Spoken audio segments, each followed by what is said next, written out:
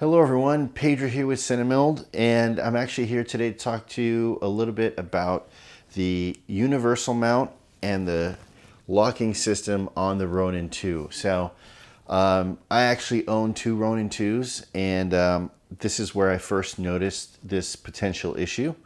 And of course, when we started shipping the universal mounts, we got our first reports of people saying that it was not actually sliding into the mount. So we looked into the issue, and I discovered the sort of, not necessarily a design flaw, it's just, DJI changed the way that they apply pressure to the dovetail surface in order to sort of like lock it in place to keep it from falling out.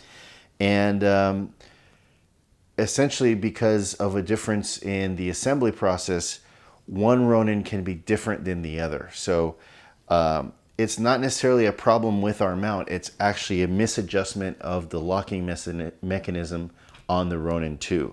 So I'm going to, cut to close up so I can explain all this issue further. But, primarily, I want this video to help people that may have just received their CinemIlled Universal mount and find that it's actually not even sliding in. Or they've actually noticed, even with their included DJI mount, that when they flick the lever to the closed position, it doesn't actually apply a lot of pressure. Or consequently, they can only get it closed to, about halfway. And so all of this has to do with the positioning of the lever on the splines and how much it actually pushes the securing block in. And so this can make your Ronin-2 not tight enough if it was misadjusted at the factory at DJI, or it can actually make our mount not even slide in. So you'll have it fully locked in the open position, the lever in the open position, and you'll notice our dovetails start to slide in and then stop.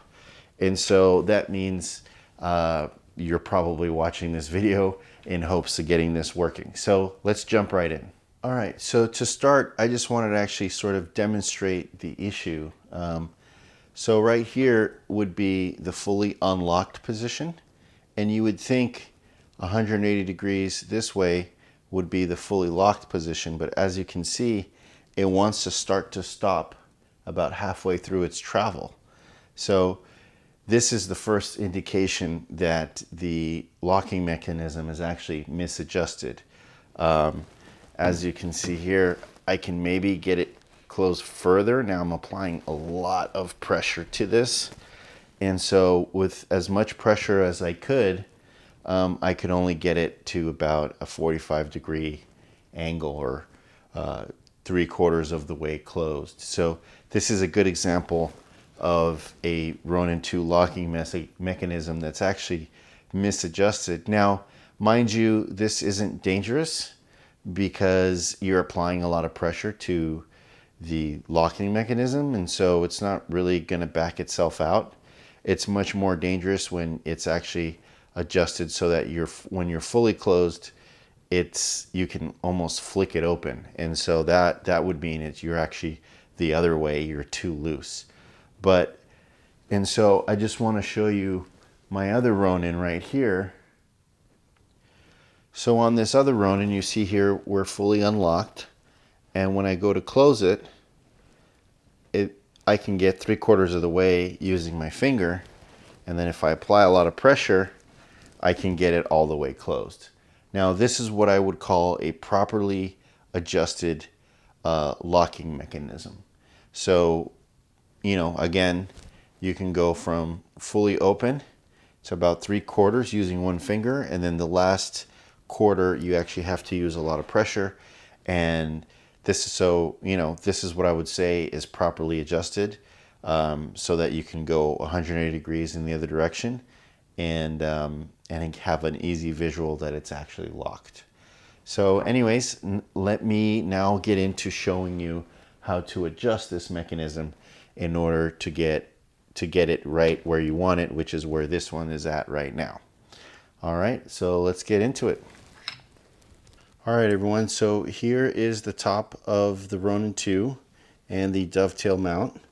And you can see here we're going to slide in our Ronin dovetail, and notice I can go with my finger up to 3/4 of the way, and then I could use a lot more pressure and completely close the handle 180 degrees. So this is a properly adjusted Ronin2. All right, so I'll slide our mount off, and let's now see one that's not so adjusted. All right, so the way this mount works is basically this is the securing block, as I would call it, that as you, and you can put your finger here or look really closely, as you close it, it actually screws in and it pushes that block down against the surface, and that's what provides the clamping force. So basically, when the guy at the factory is installing this handle, there's a spline on this shaft, and so if he just sets the spline a little bit off than where he should have been, then this now changes the amount of travel, and more importantly, the start and the end position of the securing block. And so, as you can imagine, you know, if they're assembling thousands of these a day, the worker may not, or he may not position this correctly. So what we're going to do is we're going to remove this and then open the adjustment panel on the back, and then reset this at a different angle in order to apply the correct amount of pressure on the pawl. So the way we're going to do that is there's 4 Allen bolts right here, and so we're going to take those off. And you can use the included Allen tool that came with the kit. And so there you go.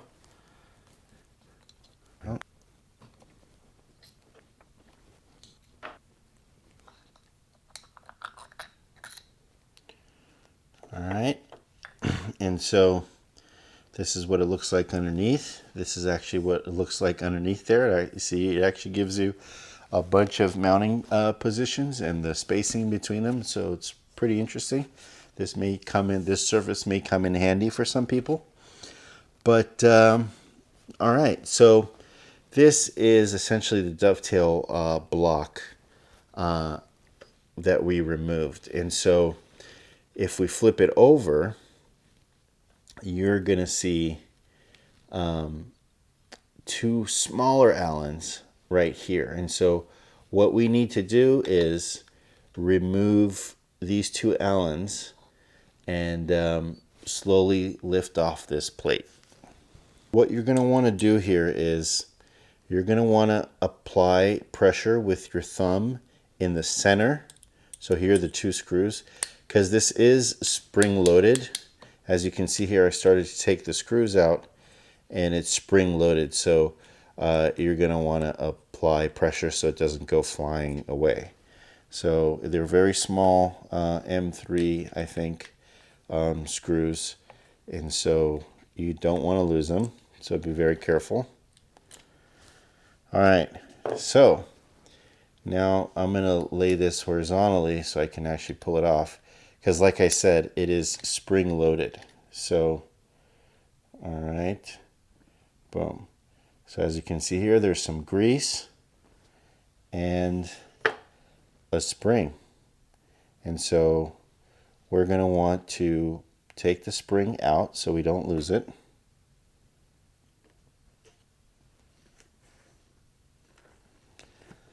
And now we see the mechanism itself. Okay guys, so here is the bottom of the dovetail, and as you can see here, unlocked and locked is marked. So to make this easy, we're going to start off in the unlocked position. Now there's a bunch of grease right in there, and that's why it doesn't fall off. And so you'll notice little teeth, those are called splines. And so what we want to do is essentially, so that we know which direction to go, we want to move it to the center. right? So there you go. Now, if you have this all the way in the unlocked position and our dovetail doesn't slide in, meaning the locking block is still pushing down a little bit too much. So what we're going to want to do in that case is try to equally lift up so that it slides off the shaft. Here you go. Here is the lever. We're going to want to reclock forward like that, and I probably wouldn't do too much. I try to only do like maybe a 45-degree adjustment. So there you go. So I slid it back on. You notice before I was in this position, and now I reclocked it to this position. So guess what? Now when I open it, it's gonna lift up that block a lot more than before, and allow you to slide in that block. All right, and so that's how you adjust it. That's the direction you go if you want to adjust it looser, right? Now, so if your problem was that you had it fully closed, and you could close it with your finger, and it was essentially not putting enough pressure, you actually want to go the other way. So you would lift up just like before and clock backwards in the opposite direction that I just did right there, and that's it. And so now when you close it, it's actually applying more pressure on the mount. So anyways, this is how this spline and lever system functions. So basically, before you close it all back up, you can test what you did. So in my case, I'm going to move it to the unlocked position and slide my plate in, and it still slides in. And now it's applying a lot of pressure. It's not even closing. So from here, I could actually leave the plate on there and then readjust it, right? So that it is applying just a little bit less pressure on the mount. And there you go. So that's a much more perfect pressure, just like I had in the beginning of this exercise. So by actually leaving the mount on there, you can just, by trial and error, move this position and find just the right amount of pressure that you're going to want to put into the system. Make sense? I hope so. So there you have it. You're going to want to grab that small spring, lay that in there in the grease, and take the cap, place the cap over the spring. Make sure the spring is seating there, and apply pressure with your thumb like I did before. Put the small M3 screws back in.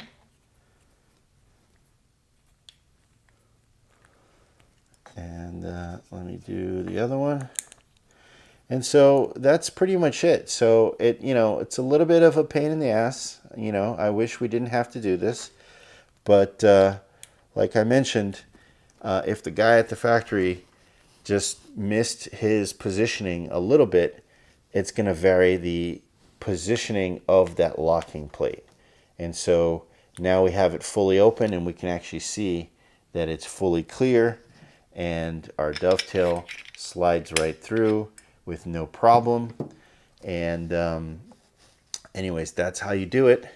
That's what that looks like under there. And then we are just going to reverse the process. There's a locating studs right there, so it actually keeps it in place more or less. Take your Allen and reverse the process. All right, everybody. So I hope that gave you a much better understanding of the mechanism that applies pressure to the dovetail surface to lock your Ronin in. And even if you weren't having this problem, this way you can actually dial in that lever so it's applying the maximum pressure, and you can actually rotate it all the way closed. And obviously, if you were having a problem with our universal mount, now you have fixed it and you have it dialed in just right. So anyways, I hope you found this helpful and it solved your problem. And so if not, if you're confused, if you have any questions, feel free to comment in the video below. Or, of course, always you can send us a support ticket and we'll do our best to contact you back as soon as possible. The other great way you can solve some of your problems is by going to the CinemIlled Facebook group. Now, the reason why this is good is because there's a large community of CinemIlled people that use our products on there. So even if I'm not available because I'm too busy to respond, or I don't see your question until later in the day, there may be one or more people in that group that can answer the question for you, and so you can go straight to work and not have to wait to me to get back to you. So anyways, just one more option. It's a CinemIlled users group on Facebook. And anyways, thanks for supporting us. And if you have other ideas for troubleshooting videos that you may want to see me do, feel free to comment below and we'll do our best to get those videos done for you. All right, thanks a lot, and I'll see you on the next one.